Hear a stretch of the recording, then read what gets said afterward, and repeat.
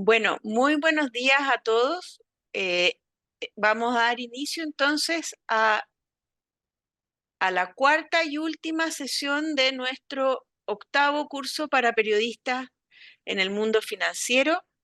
Estamos muy contentos con la gran acogida que ha tenido el curso y para iniciar esta última sesión los dejo con Macarena Osa, que es la gerente de desarrollo de la Asociación de Fondos Mutuos. Macarena, ¿cómo estás? Muy buenos días.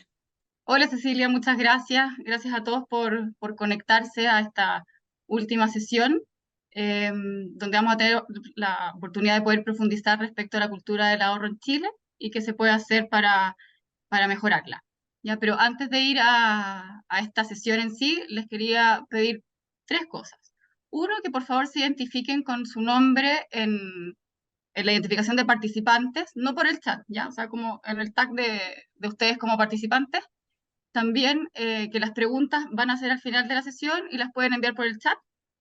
Y ahora les queríamos pedir que ojalá puedan prender sus cámaras para poder sacar la fotografía correspondiente de esta sesión. ¿Ya? La foto la saca Francisca, creo, o Catalina, no sé. Sí, ahí se está sacando. Ya, genial.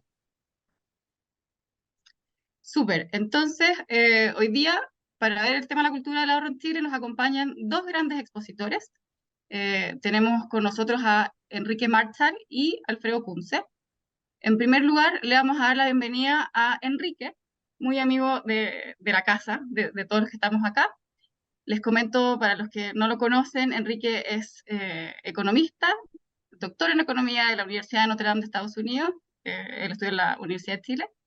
Actualmente es presidente del Consejo Consultivo de Mercado de Capitales, también es director del Magíster de Banca y Mercados Financieros de la Universidad Católica de Valparaíso, es director de la Bolsa de Comercio de Santiago, presidente de AMICAR, también fue superintendente de bancos, consejero del Banco Central, vicepresidente del Banco Central, también presidió el Banco del Estado y participa en diversos directorios de fundaciones y corporaciones sin fines de lucro, como la Fundación Chilena del Pacífico y la Cámara de Comercio Asia-Pacífico.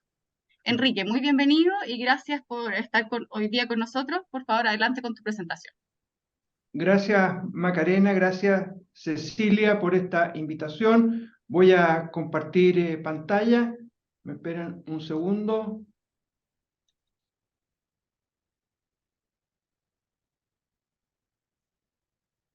Ahí estamos, sí.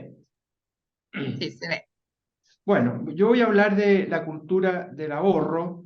Este título que me propusieron es bien provocativo y voy a tratar de aportar elementos, consideraciones para procurar hacia el final dar una respuesta sobre cuán deteriorada está nuestra cultura del ahorro y qué podemos hacer para recuperarla. La conversación sobre el ahorro es buena, es muy buena y necesaria, aunque para ser franco tendemos a eludirla, a sacarle, a hacerle el quite. Y lo hacemos porque en realidad el tema del ahorro no es glamuroso, tiene asociados costos que nos incomodan. Ahorrar es negar el consumo presente en aras de un futuro, pero todos sabemos que la tendencia de todos nosotros es a privilegiar el presente más que el futuro. Por todo eso debo felicitar a los organizadores de este ciclo de conferencias económicas por incluir precisamente este tema en la agenda de este seminario, de este ciclo de conferencias.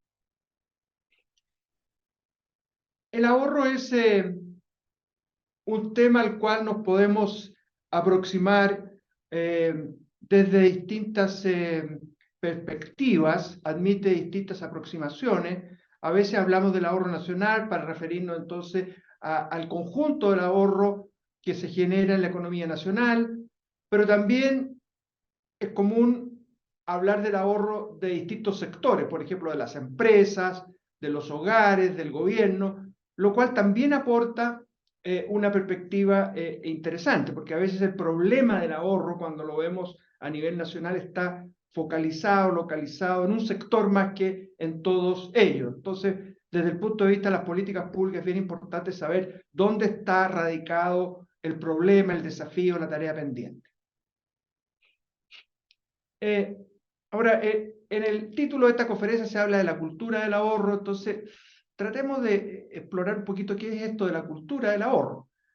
Si nos remitimos a la RAE, esta dice que cultura en general, no el ahorro en general, es un conjunto de modos de vida, costumbres, conocimiento, grado de desarrollo artístico, científico, industrial en una época, en un grupo social, etc. Eso ya da algunos elementos, algunos indicios de qué podríamos entender por cultura del ahorro. Yo propongo definirlo como el conjunto de conocimientos, hábitos, costumbres que configuran el marco dentro del cual las personas, las familias adoptan sus decisiones financieras, incluidas aquellas relacionadas directamente con el ahorro. Es común hablar también de cultura financiera, no solo de cultura del ahorro, cultura financiera, son conceptos primos hermanos. Ahora, lo que es claro es que cuando hablamos de cultura del ahorro estamos hablando de las personas más que de las empresas, de las personas, de los hogares, de la familia. Entonces, esa es la perspectiva con que vamos a abordar la temática de la cultura del ahorro en esta oportunidad. La preocupación por el ahorro no es nueva y es de larga data en nuestro país. Es interesante advertir ese punto. Ya en el siglo XIX, en los albores casi de nuestra república, se empezó a hablar del ahorro. Surgió la preocupación por el ahorro, como una temática quizás un poquito distinta o separada de lo que era la temática financiera, el sistema bancario. En la mitad del siglo XIX, cuando comienzan a aparecer los primeros bancos, surge, por ejemplo, la Caja Nacional de Ahorro como una iniciativa pública, estatal, y preocupada fundamentalmente por el tema del ahorro masivo, del ahorro popular, del ahorro de las grandes masas. Después, la Caja Nacional de origen en el siglo XX, el Banco del Estado, y han habido otras iniciativas, pero la temática del ahorro está muy presente a lo largo de la historia de Chile, con éxito y en otros casos con algunos fracasos, tropiezos. Por ejemplo, las asociaciones de ahorro y crédito, ya nos olvidamos de ellas, surgieron en los años 60 y en los 70 fracasaron, quebraron y el sistema se cerró completamente por distintas razones, que venía justamente a suplir una temática del ahorro en relación con el crédito para la vivienda. Fue importante en la promoción de la vivienda propia en los sectores. Entonces, no es una cuestión nueva. A mí me gusta coleccionar estas publicidades antiguas, porque de alguna manera dan cuenta de cuál era la visión que había. Estas son publicidades que hacía la Caja Nacional de Ahorro. Y fíjense ustedes el enfoque, porque se hablaba, casi era amenazante, o sea, no había mucho estímulo, sino que se decía, mire, usted se va a caer al abismo. Esa es la palabra que se usaba. Si no ahorra, se caerá al abismo, ¿ya? Y si no ahorra, usted marcha por la vida con la vista vendada, ¿cierto? Y es un improvisador. Entonces, ese completamente distinto a la publicidad que se hace en estos días, que es mucho más glamurosa y mucho más basada en cosas un poquito más simpáticas, digamos. Aquí lo que se hace más bien es amenazar a las personas, advertirles de los riesgos que ocurren si no.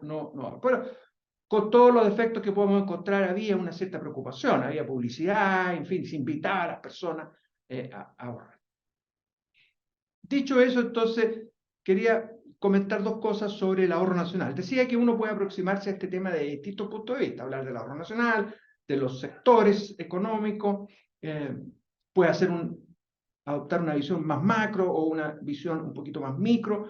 Todo es bueno porque aporta elementos para tener un diagnóstico más completo de cuál es la temática en materia de ahorro.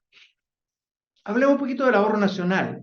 El ahorro nacional, o sea, el del conjunto de la economía, bueno, tiene una directa incidencia sobre el progreso y el bienestar económico. A veces cuando escucho las conferencias donde participa la Cecilia, pone mucho énfasis en estas cosas, digamos, la importancia del ahorro en el sentido de promoción de la inversión, del crecimiento. O sea, hay un vínculo muy directo, o sea, es parte de una cadena de causas y efectos, de incidencia. No es completamente claro qué viene primero y qué viene después. Uno puede decir, mire, primero hay que ahorrar para que haya progreso. A veces cierto clima favorable, desarrollo genera justamente más ahorro. Entonces, aquí hay incidencias, efectos causales que van en distintas direcciones, digamos. Pero lo que es claro es que hay una relación muy potente entre ahorro, inversión y crecimiento. Y hay otros efectos que también son importantes, por ejemplo, sobre la estabilidad, estabilidad financiera, ¿cierto? Cuando hay una base de ahorro, el sistema financiero descansa sobre bases mucho más sólidas, y eso también es importante. La cobertura de riesgos para enfrentar vulnerabilidades, cuando en un país hay ahorro acumulado, eso nos permite enfrentar de mejor forma periodos de crisis que siempre existen por distintas razones, que pueden ser internas, pueden ser externas. Entonces, hay una serie de efectos positivos y vínculos con otras variables económicas. Este gráfico me gusta mucho a mí porque muestra, esta es la historia del ahorro nacional en Chile, desde el año 60 hasta hoy día, ¿verdad? Este cuadro muestra, yo diría que dos cosas que son importantes. Primero, que el país dio un salto muy relevante a fines de los 80 y a partir de los 90 en materia de ahorro. Chile tenía una actuación muy mediocre en términos de ahorro. Nuestra tasa promedio en el periodo 60-86 fue 12%. Es una tasa muy poco positiva, muy bajita, muy mediocre. O sea, estábamos en el pelotón de los últimos alumnos en la sala de clase, eso es claro. Y dimos un salto. Hay distintas causas, hay distintos factores que incidieron en esto, ¿cierto? Un mucho mejor clima económico que se comienza a percibir a fines de los 80 y después claramente en los 90, la consolidación de un sistema de buenas políticas económicas, eso también tuvo incidencia. Los fondos de pensiones también se ha mencionado como un factor que generaron ahorro y promovieron el desarrollo del mercado de capital, del sistema financiero. Entonces, hay una serie de factores, yo no diría que hay uno solo, hay un conjunto de factores. Y Chile saltó de una división bastante bajita a una, no digo yo que la primera división, pero a un promedio bastante decente en materia de ahorro. Entonces, yo creo que eso es lo primero que surge de este cuadro. Y lo segundo que aparece con claridad es que desde mediados de los 2000, 6, 7, 8, en adelante comienza una declinación bastante persistente en materia. O sea, esa buena performance comienza a deteriorarse y hoy día estamos en una posición mucho más baja que el promedio del 87 al 2021, 2022.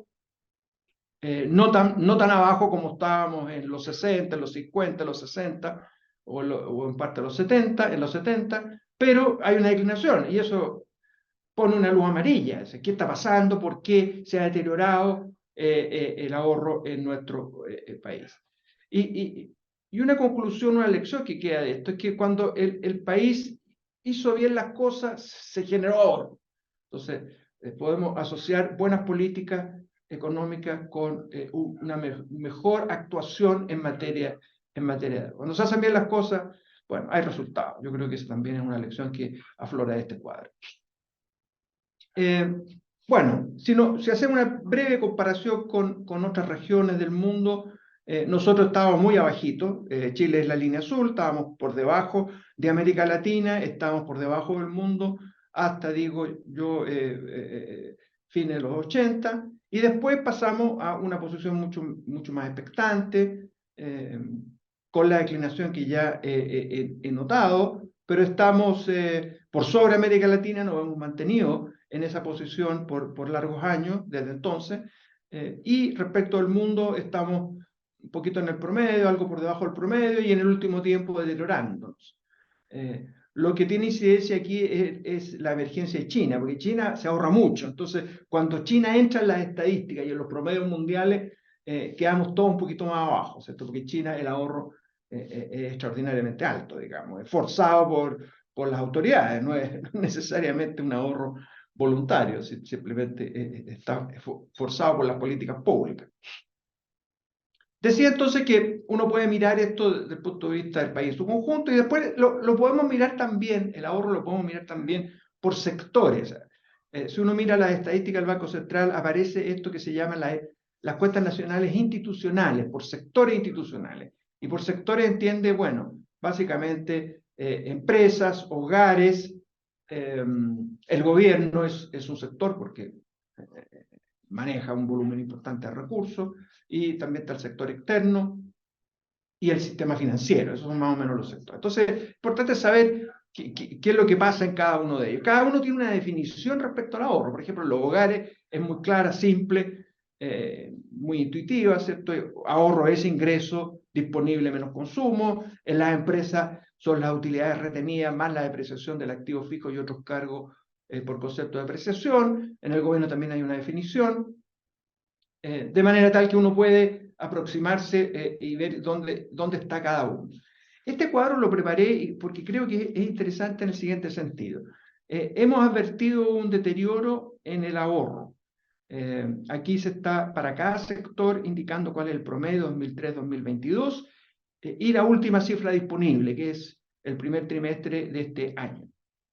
Si nos vamos al ahorro nacional, hay una brecha importante de 6 puntos, de 5 o 6 puntos de caída respecto del promedio. Y si uno observa los sectores, en general, salvo hogares, están todos más o menos cerca de lo que es su promedio histórico. Las empresas han caído un poco, el gobierno ha aumentado levemente este año. Bueno, pero donde se advierte una brecha importante, casi los 6 puntos que mencionaba, es en el sector hogares, donde cae fuertemente desde 7 a 1. Ahí están los 6 puntos. O sea, la caída en el ahorro nacional está dada por la caída en el ahorro del sector familias, hogares, personas. Ese es el punto. Y ahí tenemos una temática importante, digamos. Se podrá discutir por qué se ha producido eso, pero si tenemos un problema de ahorro, ese está esencialmente en los hogares. Entonces está muy bien puesto el título de esta conferencia, porque la cultura se refiere a los hogares, a las personas, a los individuos. Y ahí está la temática, ahí está el problema de Chile hoy día. Los hogares están ahorrando poco.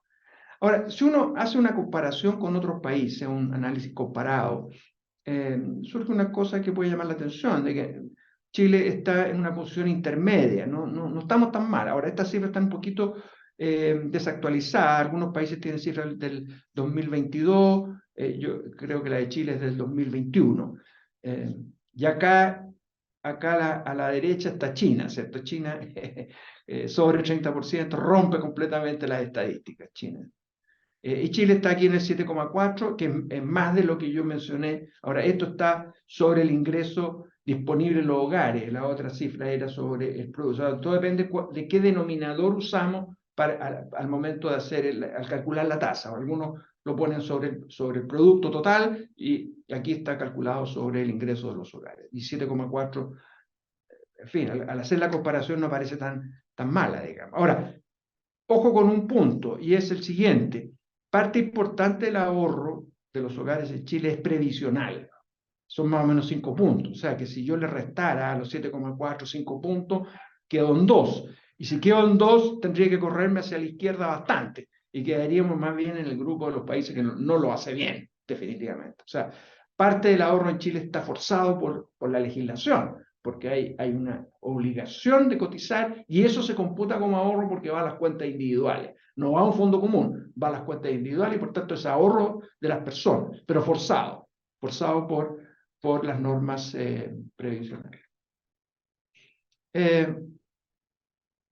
Lo que es importante de observar en todo caso es que en materia de ahorro, el estado de la economía, la posición cíclica en que ésta se encuentra, las expectativas tienen incidencia en el ahorro. O sea, Hay periodos en los cuales el ahorro cae y cae fundamentalmente porque hay deterioro de expectativas, porque el ciclo económico va en una dirección o en otra. Como ven ustedes aquí, yo hice un gráfico, muestro cómo evoluciona el ahorro, la tasa de ahorro de los hogares con la expectativa de los consumidores, y hay una relación bastante estrecha, digamos.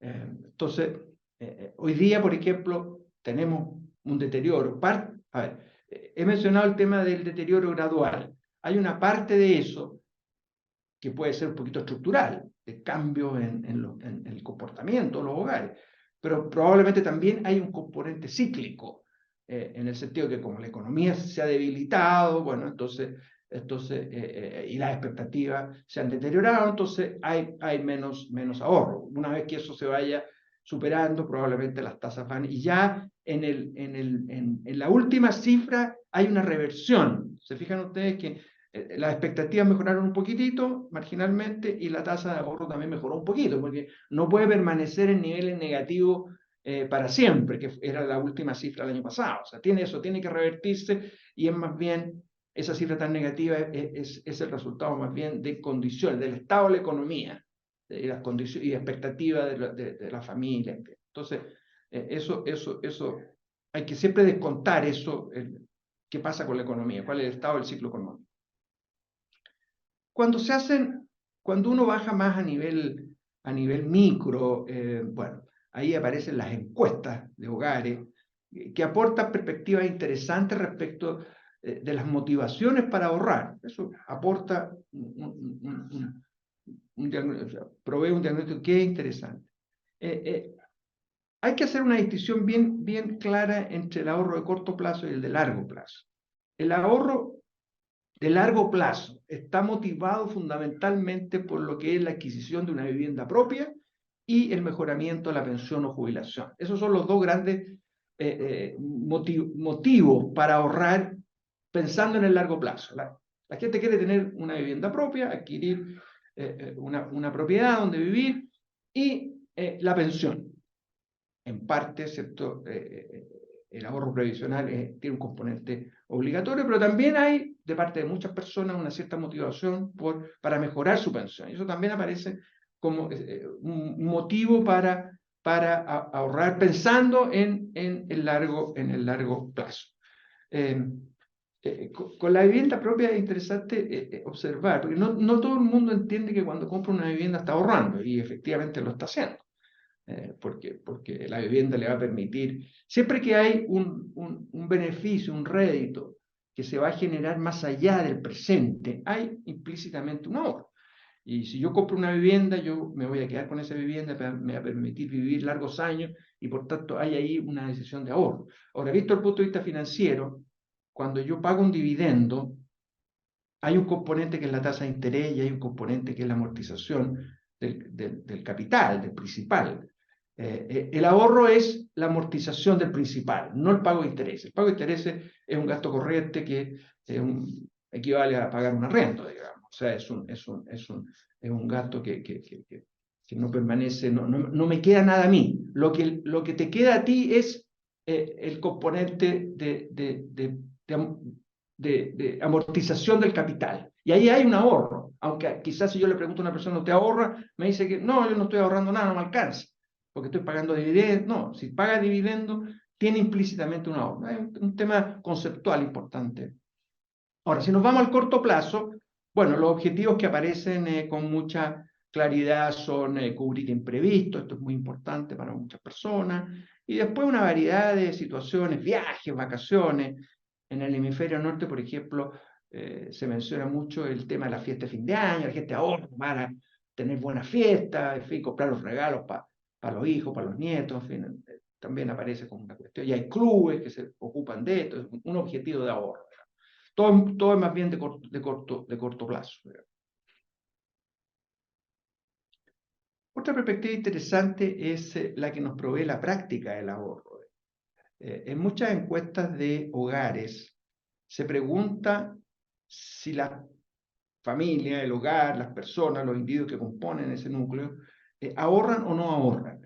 La pregunta no está referida a cuánto ahorran, sino que simplemente si practican el ahorro, cualquiera sea la cantidad. Es una pregunta bien interesante porque da cuenta de un cierto comportamiento, un cierto hábito, de una cierta aproximación a los temas financieros. Esto tiene mucho que ver con educación financiera, con comportamiento financiero, con responsabilidad, con manejo de las finanzas del hogar, de la familia, de las personas.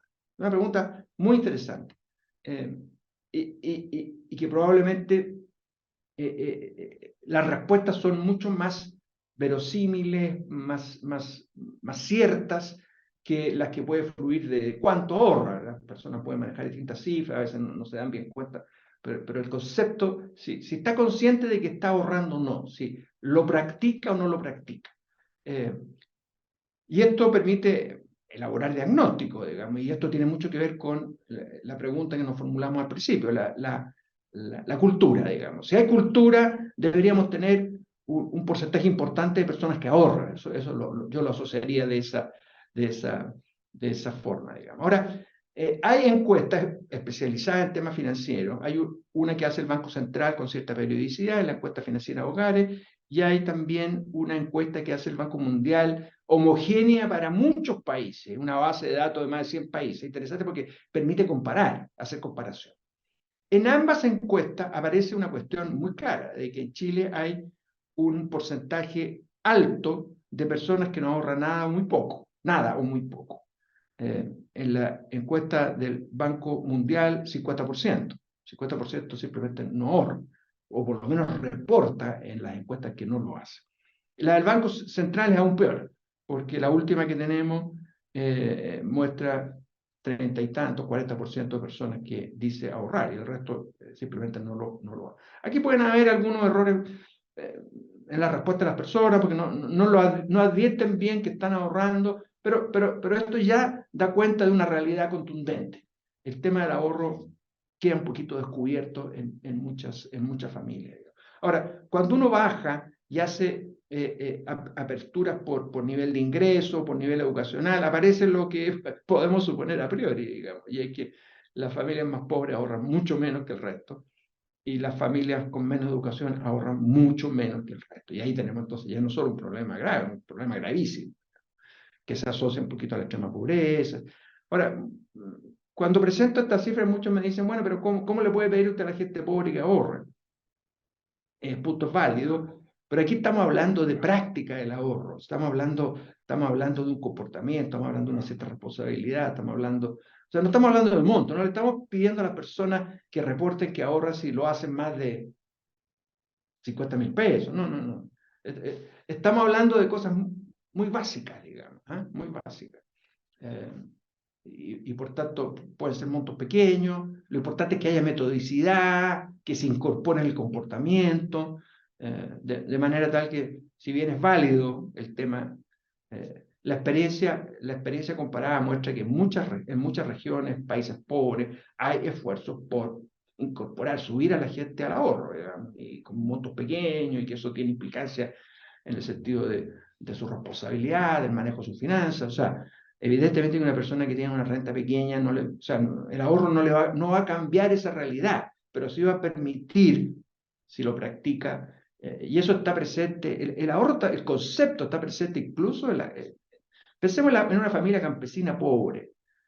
Bueno, hace su cosecha y guarda parte de la cosecha para sembrar al año siguiente. Ahí está ahorrando, o sea, se da cuenta que si no guarda parte de la cosecha no va a poder sembrar al año siguiente, y eso lo tiene perfectamente incorporado, de manera tal que no estamos hablando de si la persona tiene muchos recursos o pocos recursos, estamos hablando de una práctica, de una cosa un poquito más de mentalidad, de responsabilidad, de visión de cómo van a fluir las cosas hacia adelante. ¿Qué pasa? Veamos ahora la oferta. ¿Cuál es el diagnóstico en materia de oferta? Yo creo que aquí aparece algo que conversa bien con las estadísticas que ya mostraba, de práctica del ahorro, en el sentido de que la oferta para un segmento medio alto, Es una oferta muy amplia, sofisticada, con muchos instrumentos posibles, y es bastante similar a la que se puede encontrar en economía avanzada.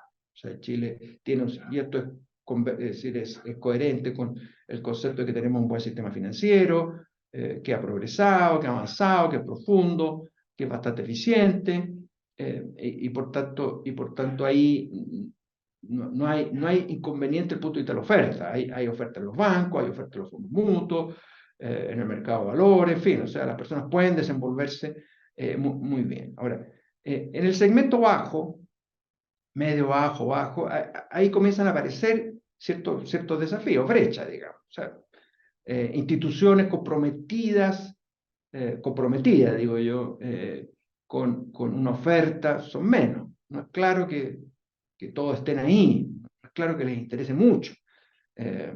Poca variedad de instrumentos, en muchos casos para muchas personas el instrumento que está disponible es el mismo que estaba para nuestros padres o nuestros abuelos, la cuenta de ahorro, y no hay mucho más. Es cierto que ha habido avances importantes en muchos ámbitos, incluidos los fondos mutuos, pero todavía es una oferta relativamente limitada. Poca innovación.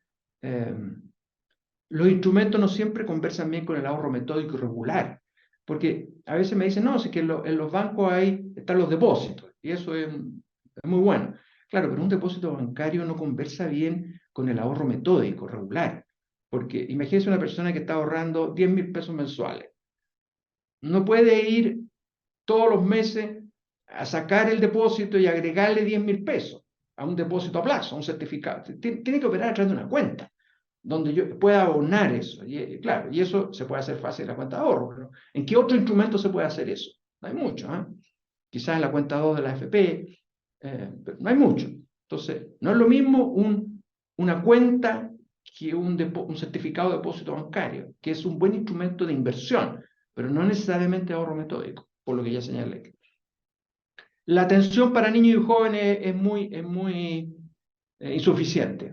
Y aquí hay un claro contraste con el mundo desarrollado. Si uno entra a ciertas instituciones que promueven el ahorro en Estados Unidos, en Europa, rápidamente aparece una promoción relacionada con niños y con jóvenes, rápidamente. Acá como que esquivamos el tema, estamos complicados con el tema de la familia, que si abren una cuenta va a llegar el papá que se peleó con la mamá, a pelear por las platas. Entonces los bancos le hacen el quita a la cuestión. Esa es la realidad, digamos. Porque quién es el tutor, quién maneja se ha ido arreglando un poco en el sentido de poner al papá y a la mamá en igualdad de condiciones, pero todavía el banco, el oferente, dice, chuta, ¿qué pasa si hay un conflicto entre ellos y ese conflicto deriva hacia el banco y yo tengo que entrar a lidiar? ¿Cómo sé si la razón la tiene? Prefiero no meterme con niños. Esa es la realidad. El Banco del Estado tiene pero igual hay una cierta reticencia a meterse en ese mundo. Ahora, es claro que las condiciones objetivas en que se desenvuelve la economía se han tornado más difíciles para el ahorro. Cuando añoramos lo que pasaba en los 50 y los 60, claro, lo que pasa es que el mundo cambió, las tasas de interés, las condiciones financieras se modificaron sustancialmente. Pensemos solamente en las tasas de interés. En los 50 y los 60 se pagaban intereses por así decirlo, de UF más 6, UF más 4, en una cuenta de ahorro. Y eso podía ser así porque el banco tomaba esa plata y la invertía en títulos emitidos por el Banco Central a UF más 6, más 8. Entonces, el negocio era simple. Era fácil para un banco ofrecer productos de ahorro atractivos para el público, porque las tasas eran muy altas, los márgenes eran altos. La reajustabilidad también ha perdido fuerza. ¿Por qué razón? Porque llevamos todo el corto plazo a condiciones nominales. El Banco Central ya no emite títulos en UF de corto plazo, los emite de largo plazo. Antes lo hacía en el corto plazo y eso les permitía manejar los calces a los bancos de mejor forma. La regulación sobre cobros de comisiones, este es un gran tema, también se ha rigidizado, digamos, porque si yo abro una cuenta de ahorro y digo, mire, esto no va a tener comisiones, y al poco tiempo le pongo comisiones, bueno, van a venir, ¿cierto?, las acciones de clase, que por qué le cambió usted las condiciones, si esto fue abierto sin comisiones, ¿por qué ahora le pone? Entonces es un problema, digamos. Tenemos ahí cosas que están jugando en contra del ahorro, por tanto hay que hacer esfuerzos más grandes para atraer, para incentivar, para... Ahora, con todo esto para balancear un poco las visiones, cuando se han diseñado buenas políticas, estas han generado resultados positivos. Y una de esas políticas bien diseñadas es el ahorro previsional voluntario, sobre todo en la letra A. No me refiero a la letra B, porque la letra B opera en forma bastante automática y atractiva. Pero la letra A fue diseñada para sectores más bien bajos o medio bajos, y ha tenido un enorme desarrollo, sobre todo en el número de personas que se ha acogido. Es una modalidad en la cual el Estado le entrega un abono, complementa el ahorro con un premio a quienes invierten en este tipo de instrumentos. Y ahí en la línea azul vean ustedes cómo esto ha tenido un enorme desarrollo. Entonces ahí hay una política bien diseñada. Yendo un poquito a la pregunta con la que iniciamos esta presentación, bueno, ¿qué pasa con la... ¿Ha cambiado, se ha deteriorado? Yo tengo la visión de que aquí la cosa no es blanco o negro, en el sentido de que, claro, las cosas que pasaban en los 50, en los 60 ya no pasan, eso es evidente. En esa época nacía un niño y lo primero que se hacía era, ¿cierto?, aparte de bautizarlo, era abrirle una cuenta de ahorro al Banco del Estado. Era así. O sea, eso ya da una idea de cuál era la sociedad en la cual nos movíamos. Eso ha cambiado. ¿Por qué ha cambiado el país también? O sea, no es raro entonces que haya cambio. El país ha progresado, el ingreso per cápita ha subido, hemos pasado de una realidad de extrema escasez, esa era la realidad de los 50, 60 y 70, extrema escasez, a una realidad más bien de ingresos medios, y por tanto eso genera nuevas posibilidades, el sistema financiero se ha desarrollado, el crédito se ha expandido, está más a la mano de todo el mundo, y eso tiene implicancias desde el punto de vista del ahorro. Es lógico. La gente en parte ahorra por los imprevistos, pero si tiene fuentes para recurrir al crédito, bueno, entonces esa necesidad de ahorrar es menor, digamos. Son obvias. Digo, bueno, si enfrento un problema de salud, tomo un crédito. Lo tomo en una caja de compensación, lo tomo en un banco, lo tomo en una cooperativa, pero esa opción está. En los 50 y los 60 eso no estaba. Entonces las personas decían, ¿qué pasa si me enfermo? Bueno, o me voy al hospital público, o tengo que, bueno, prefiero ahorrar por lo menos para comprar los remedios. Ya. Entonces el ahorro pasa a ser mucho más necesario en un contexto de menos beneficios sociales, digamos. Eso puede explicar también por qué en China el ahorro es tan grande, porque el sistema de bienestar en China es mucho menor que en los países occidentales, digamos. O sea, si tú no has ahorrado, bueno. Entonces, no es tan blanco o negro la respuesta a esta pregunta. Y más bien yo me inclino a decir, mire, lo que ha pasado aquí es que hay un cambio. Hay un cambio que en cierta medida se puede ver como deterioro, pero es más cambio que deterioro. Han cambiado las condiciones, ¿cierto? Y por tanto, uno tiene que hacer una evaluación muy objetiva, ¿cierto? Ahora, con todo, es claro que hoy día hablamos más del crédito que del ahorro. Yo hice un ejercicio para efecto de esta presentación que me pareció interesante, y es tomar las páginas web de los 4 principales bancos del país y también las memorias de los 4 principales, y conté. Hoy día es fácil hacerlo porque existen facilidades para eso de efecto en la web, en la red. ¿Cuántas veces mencionaban la palabra ahorro y cuántas veces mencionaban la palabra crédito? Y estos son los resultados, ¿cierto? Sumo los 4 principales bancos. La palabra ahorro en las páginas web aparece mencionada 5 veces y la palabra crédito 39 veces. O sea, hay una cierta desproporción. y en las memorias 91 contra 1263. ¿Ya? Ahora, claro, probablemente hay ciertas explicaciones. Una de ellas, que no es menor, es que el crédito es un mejor negocio que el ahorro. Eso es así, eso es objetivo. O sea, si yo estoy en el crédito, los márgenes son más altos.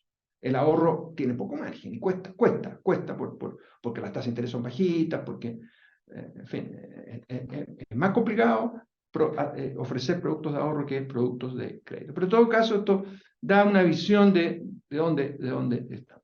Ahora, ¿qué debemos hacer para mejorar el estado de cosas? Yo creo que hay muchas cosas que hacer. Ninguna de ellas es decisiva en cuanto a que eso va a cambiar todo, pero hay hartas cosas en las cuales debemos pensar. Yo las divido aquí, para efecto de esta presentación, en cosas macro, a nivel de sistema, de economía en su conjunto, y cosas micro, más de detalle, ¿cierto? Las cosas macro, lo más importante de todo es preservar la estabilidad macro. Es muy difícil que haya ahorro en una economía que tiene inflación, que tiene inestabilidad, donde las reglas del juego cambian a cada rato. Eso genera mucho ruido, mucha incertidumbre, y eso afecta adversamente al ahorro. Creo que un tema que está muy puesto en la agenda pública, en la reforma de pensiones, también es importante que preste atención al tema del ahorro, digamos. Por ejemplo, yo lo he mencionado en otras oportunidades, el hacerle el quite a la cuenta 2 o al ahorro previsional voluntario, ya sea no hablando de él o diciendo que esto no va a ser un servicio que van a prestar las administradoras, creo que es una mala señal, porque la cuenta 2 es un instrumento de ahorro. O sea, no deberíamos sacárselo a las administradoras, deberíamos promoverla, y es una cuenta, y es de fácil manejo, de gestión para los usuarios. Lo mismo que el ahorro previsional voluntario, me parece que es muy importante, porque la gente tiene que entender que el Estado no va a proveer la solución integral a lo que cada uno de nosotros quiere en materia de pensiones. O sea, necesariamente tiene que haber un esfuerzo de cada uno de nosotros. Eso es claro en el mundo desarrollado, digamos. De manera tal que si no ponemos énfasis en eso, esta cuestión no va a funcionar. No es el Estado no puede proveer todas las pensiones, digamos, y se requiere. Hay temas regulatorios. Me parece importante que abordemos esto con una misión un poquito de misión de Estado. Por ejemplo, si las encuestas están dando que 50% practique el ahorro, bueno, ¿por qué no nos proponemos una meta?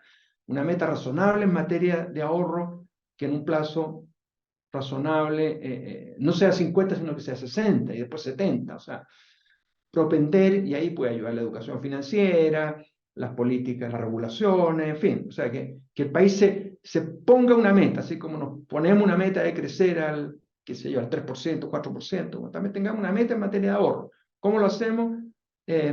Sobre todo en este ámbito, en el ámbito de los hogares. Y la mejor forma de poner ese target, esa meta, es decir, mire, queremos que las próximas encuestas que hace el Banco Central no sean 50% o 40% los que ahorran, sino que sean 60%, 65%. ¿Y qué podemos hacer? Y veamos si logramos avanzar o no. O sea, un compromiso nacional en materia de ahorro. Creo que eso se puede hacer. A mí me parece interesante, lo he mencionado varias veces. Después tenemos cosas chicas, cosas micro que pueden ayudar. Cada una en particular no va a mover mucho la aguja, pero si actuamos en todos los frentes, yo creo que sí la podemos mover. Por ejemplo, promover la entrada de nuevos proveedores. Aquí está, enseguida va a estar Alfredo, quien viene del mundo de las cajas y nos va a hablar seguramente de esta temática. A mí me parece que las cajas deberían entrar también a ser proveedores, porque eso va a generar competencia, innovación, pueden hacer aportes novedosos en materia de prestación de servicios de ahorro. Por ejemplo, y esto lo hemos conversado con el mundo de las cajas, el concepto de descuento por planilla para ahorrar, ¿cierto? Porque hoy día existe el descuento por planilla para crédito, pero el descuento por planilla para ahorrar es muy interesante porque le facilita la vida al ahorrante, ¿cierto? No tiene que ir al banco a hacer una fila, en fin, no. Y aunque sean cifras pequeñas, y esas las puede administrar bien el sistema de caja, porque ya tiene eso. Entonces, son carreteras que existen. Entonces, agregar un ahorro, descuento por planilla, aunque sean cifras modestas, eso puede ser muy muy motivador y muy complementario a un esfuerzo de educación financiera. Innovar en materia de instrumentos. Si cuesta proveer instrumentos reajustables, ¿por qué no pivotearlos con la TPM, por ejemplo? ¿Cierto? Que es una tasa a corto plazo, nominalizada. A veces la preocupación de la gente es si yo pongo la plata en una cuenta, el banco mueve la tasa de interés como estime conveniente en función de las condiciones, y a veces se queda atrasado, ¿cierto? Eso es un tema muy discutido, digamos, cuando las tasas van subiendo, los bancos se quedan, o sea, suben rápidamente el crédito, pero no suben los depósitos.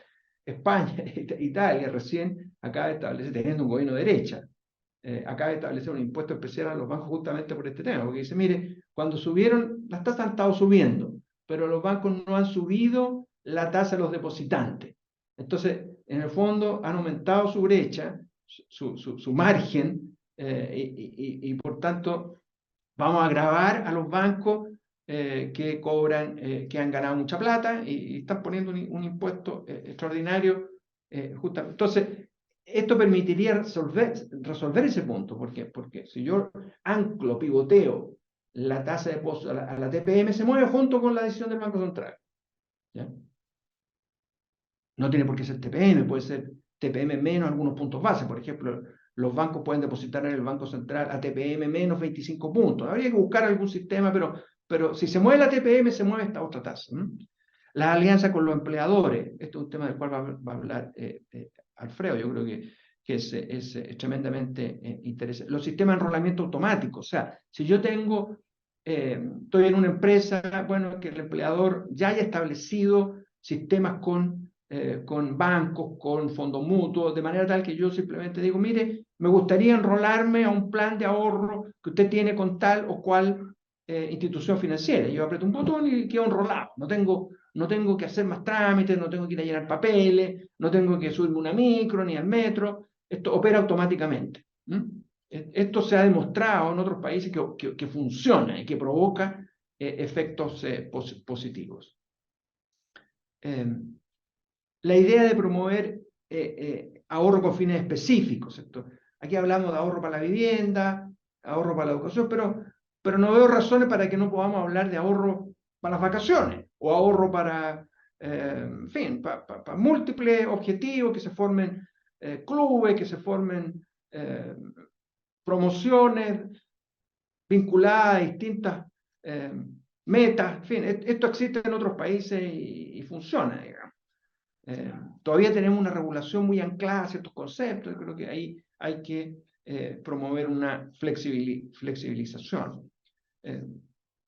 Vincular el ahorro con ciertos premios, con incentivos, con descuentos en el comercio. En fin, creo que todo ese tipo de cosas a veces hemos actuado de forma muy conservadora en estas materias y creo que se puede innovar perfectamente. Los programas para niños y jóvenes, no veo razones para que no podamos innovar en esta materia.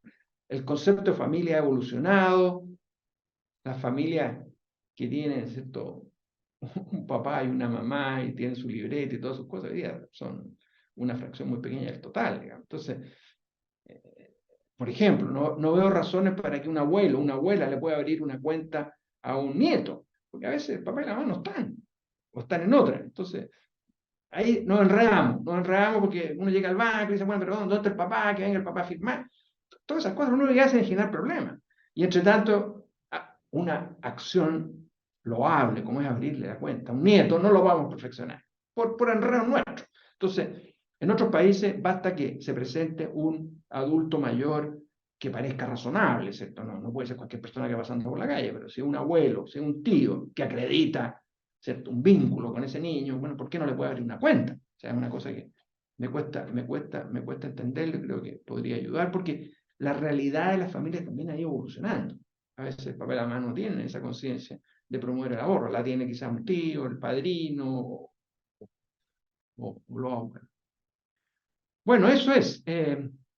Si me dicen, tratando de contestar con todo lo que he dicho, la pregunta, bueno, ¿se ha deteriorado? Sí, hay cambios hay cambio, hay cierto deterioro, en parte por razones que el mundo ha cambiado, la economía, y parte de esos cambios son positivos. Tenemos un mejor sistema financiero, el ingreso per cápita ha subido, pero creo que si hay un deterioro, ese se puede revertir con acciones de políticas públicas. Si se implementan bien, creo que podemos lograr un efecto positivo. Quedo hasta ahí para que podamos también conversar y creo que ahora viene Alfredo. Gracias. Sí, de todas maneras. Gracias, Enrique. Muy buenas reflexiones respecto a la realidad y las necesidades de ahorro de los hogares en Chile. Tenía algunas preguntas, pero en la medida que vayamos avanzando por efectos del tiempo, no veo a Alfredo. Mientras Alfredo lo veo. Ahí está Alfredo. Gracias. ¿Qué tal? Buenos días a todos. Muy buenos días, Alfredo. Les quiero presentar a nuestro segundo expositor, ¿ya? Gracias por acompañarnos hoy, Alfredo. Alfredo es economista también. Él es de la Universidad Católica, tiene un máster en Administración de Empresas de la Universidad de Chicago. Es director de Cajas de Chile, que es la asociación gremial de las cajas de compensación.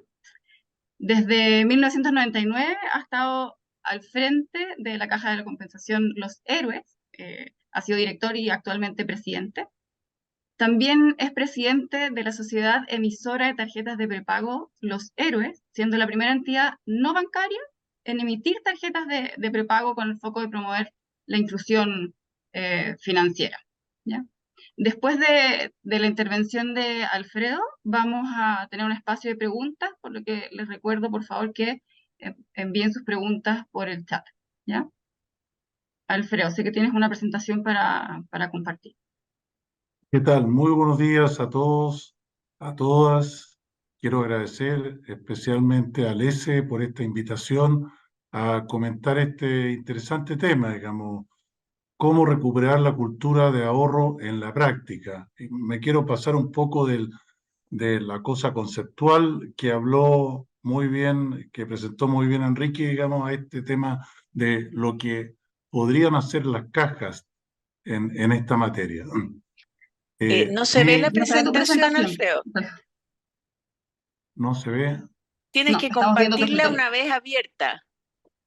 Ya, espérame.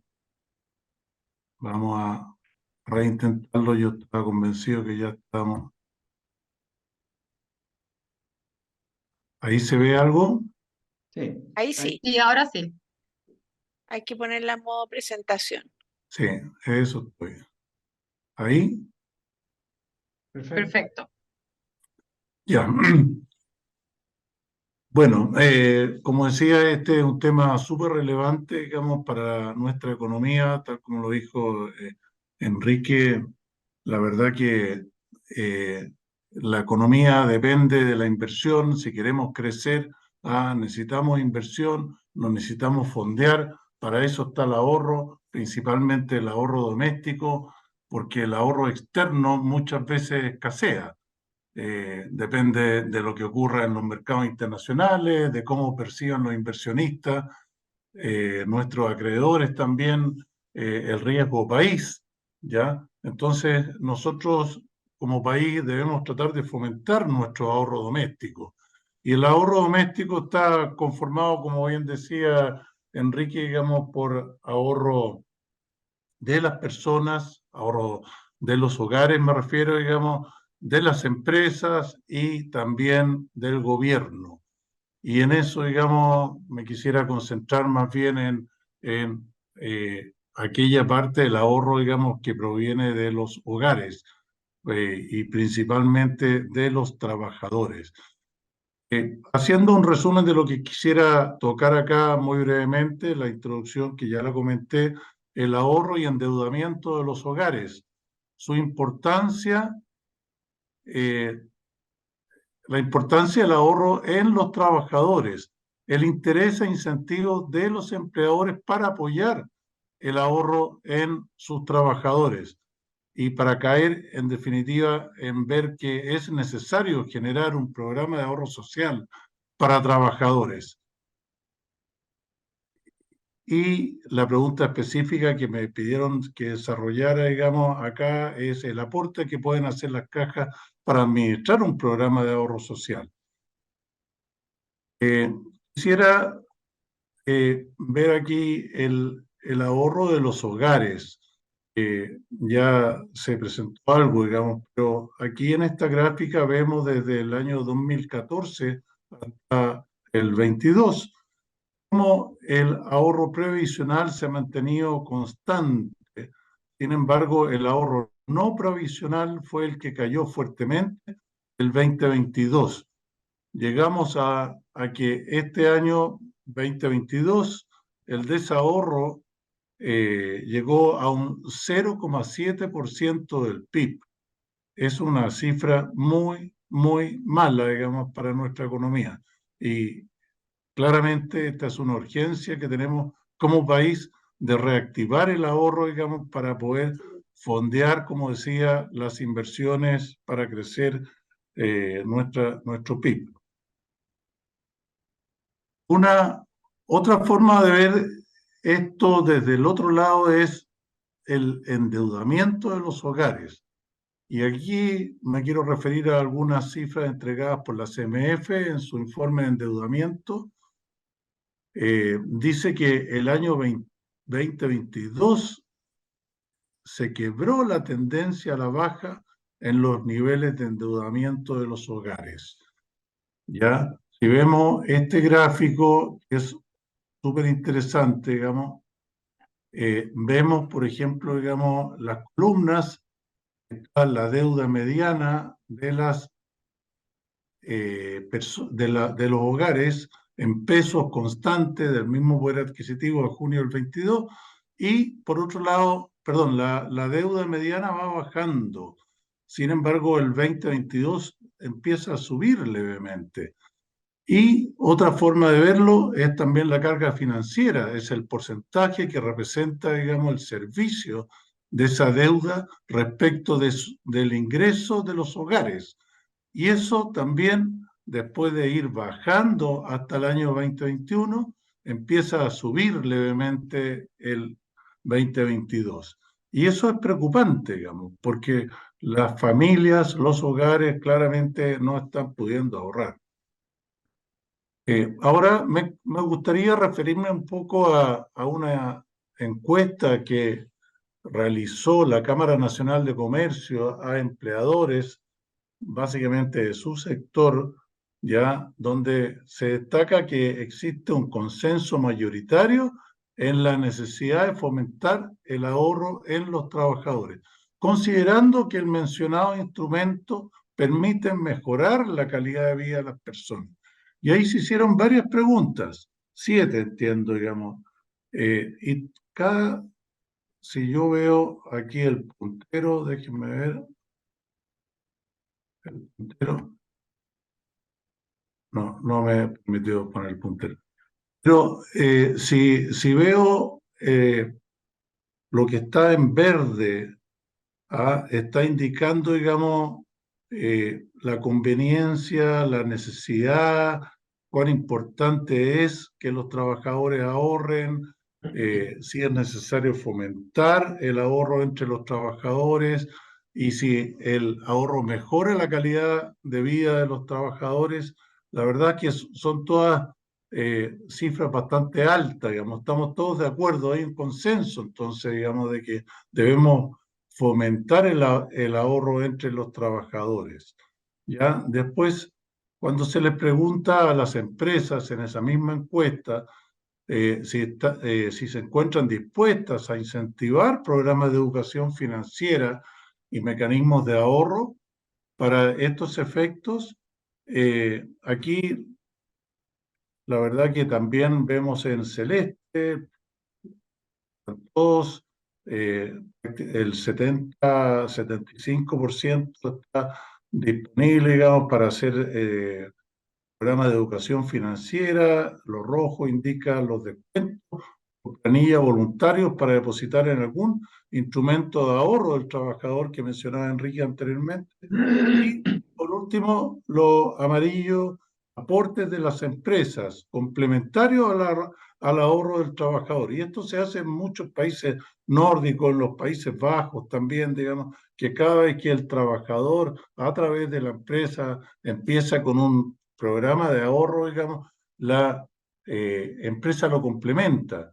¿Ah? Y vamos a ver también en la siguiente lámina, digamos, si están dispuestos los empleadores a aportar al ahorro de sus trabajadores si esto les diera beneficios tributarios. Y aquí estoy haciendo un poco el link con lo que ocurre con el APB.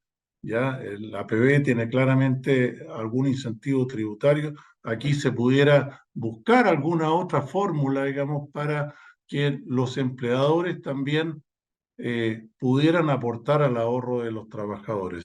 Y esto se muestra aquí en este gráfico para empresas grandes hasta microempresas, y el total general indica que un 63% estaría muy dispuesto, digamos, a colaborar, digamos, en esos programas de ahorro para los trabajadores.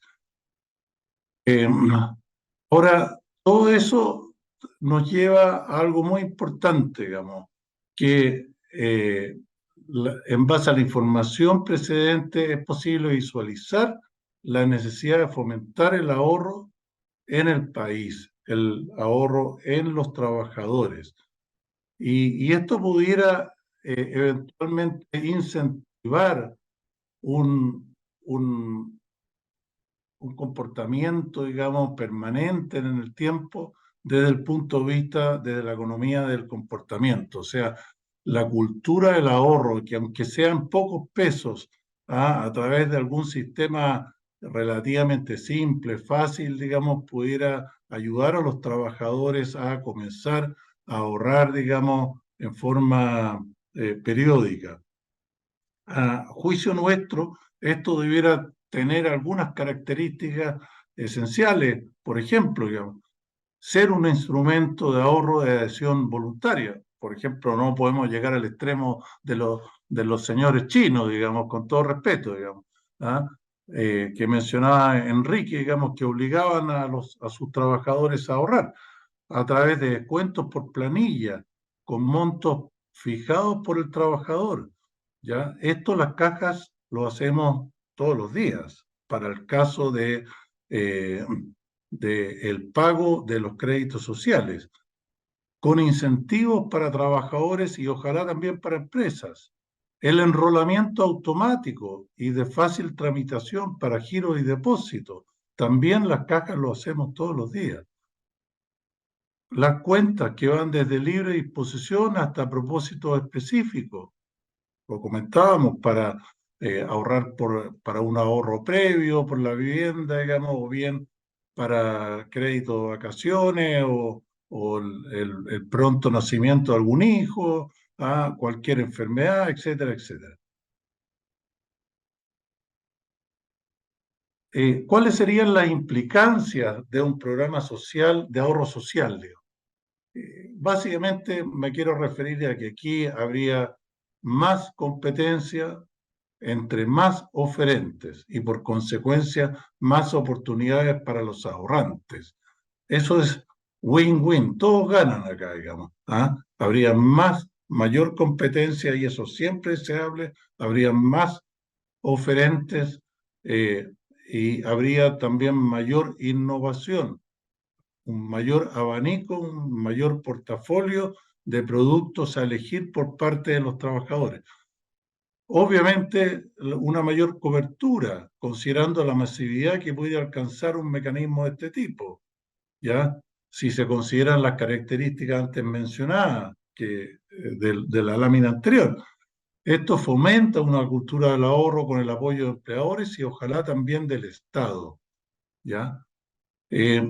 Ahora, las empresas, las entidades que participen en este programa de ahorro social, ¿cuáles serían requerimientos para ella? Por cierto, potenciar su regulación, ajustándose a normativas de intermediación, la actualización de la misma en aspectos tales como la reportería financiera, que hoy en día no cumple necesariamente los estándares de la CMF, ya todo lo que es la evaluación de los riesgos, que es muy importante, digamos, las provisiones, el tratamiento de las provisiones, ya por las morosidades que existen, digamos, entre las personas que piden crédito y en este caso, digamos, también que queden bien reflejados, digamos, en su estado financiero. Eventualmente también fortalecer su gobierno corporativo, pues este tema requiere de personas bien eh, capacitadas en temas financieros, en temas bancarios, digamos, para que esto sea un éxito. Lo que pueden aportar las cajas de compensación para administrar un programa de ahorro social. ¿Qué son las cajas? Seguramente todos sabrán lo que son las cajas, pero básicamente somos instituciones, parte de la seguridad social. Ya fuimos fundadas por gremios empresariales al comienzo, digamos, para administrar asignaciones familiares. Llevamos 70 años administrando prestaciones sociales. En este momento somos 4 cajas asociadas a distintas áreas, a distintos sectores de la actividad económica.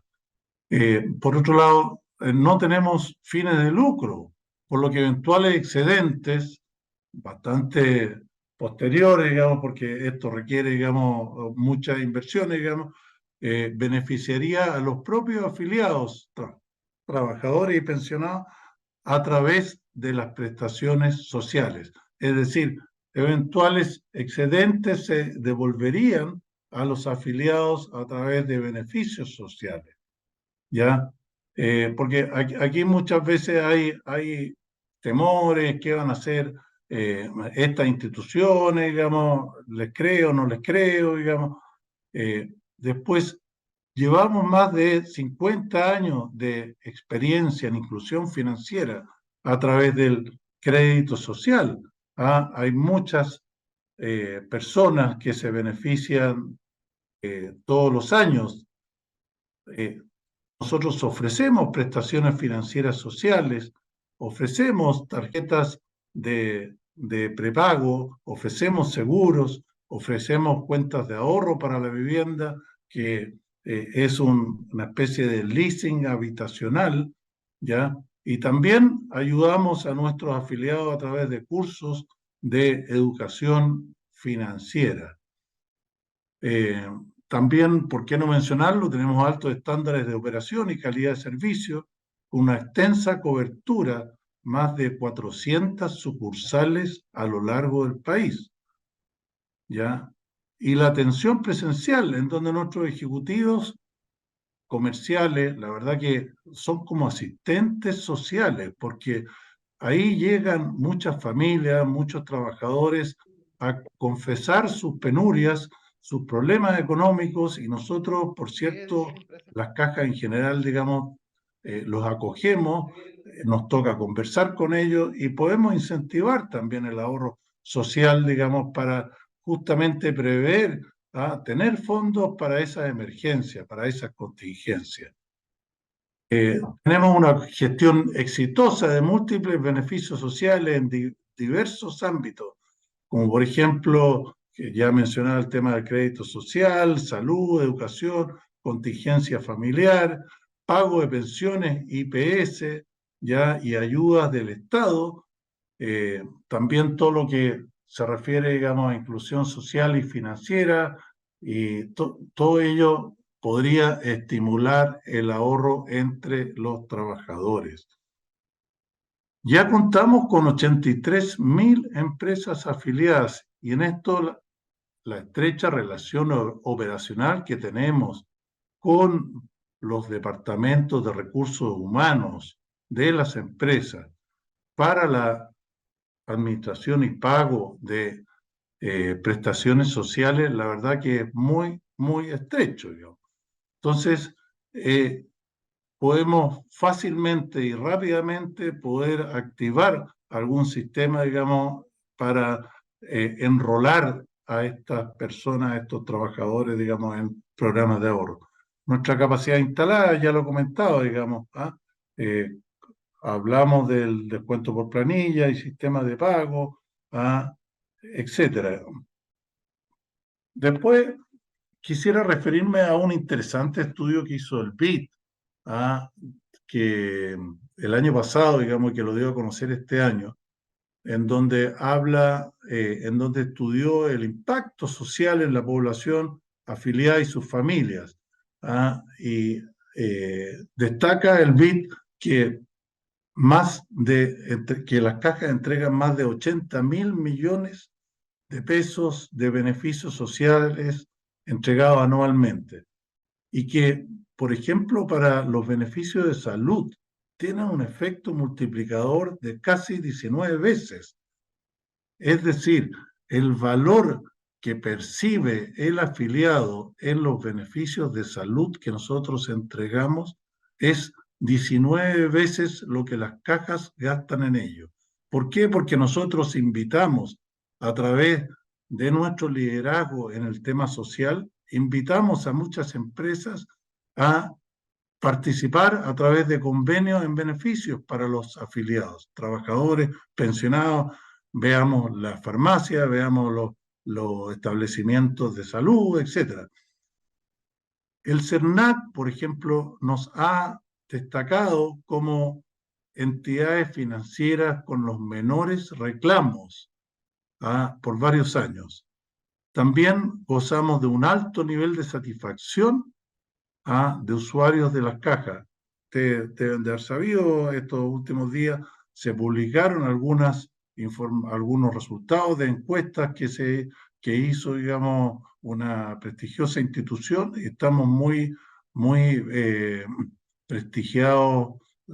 Llegamos a un 78% de satisfacción entre los afiliados. Las conclusiones. Las cajas son buenas candidatas para administrar un programa de ahorro social y de esta manera aportar a la recuperación de una cultura de ahorro en los trabajadores del país y sus familias. Creo que he dado ejemplos de por qué eso se puede dar, digamos. Después, el tema de que las cajas pueden hacer un rápido y efectivo aporte para que el próximo ciclo económico no nos pille sin ahorro voluntario en los hogares. ¿Ya? Hay muchas personas que ya perdieron, digamos, todos los ahorros que tenían en la AFP. Si viene un nuevo ciclo económico, la parte baja, digamos, del ciclo, ¿con qué van a responder? Incorporar nuevos beneficios a las cajas crea incentivos para la formalización del empleo. Y esto lo agregué ayer después de escuchar la charla de Cecilia, porque vemos que la informalidad es una de las grandes causas, digamos, de los bajos niveles de ahorro previsional. Entonces, esto también pudiera ayudar, digamos, a mejorar, digamos, la formalización del empleo en nuestro país. Y por último, ya está en Congreso, digamos, funcionando una bancada del ahorro social. Y eso a mí me emocionó el otro día cuando vi, y lo quiero destacar y aplaudir, la transversalidad política del interés en promover esta iniciativa de política pública a través de la formación de esta bancada. Y yo creo sinceramente que son estas las iniciativas que requiere nuestro país. Así que gracias por darme la oportunidad de ver cómo podemos acercarnos a los trabajadores, a sus familias, a través de las cajas, para poder potenciar el ahorro que ellos hacen y que, claro, en este momento es difícil que lo hagan, pero nos tenemos que anticipar para que no nos pille, digamos, como decía anteriormente, otro ciclo económico, otra parte baja, otra recesión, y las familias tengan que sufrir y esperar solamente una ayuda del Estado. Muchas gracias. Gracias, Alfredo, te pasaste. Ahora les pediría a todos activar sus cámaras para que, por efectos del tiempo, se pueda sacar nuevamente una fotografía, porque me comentaron por interno que no había sido posible.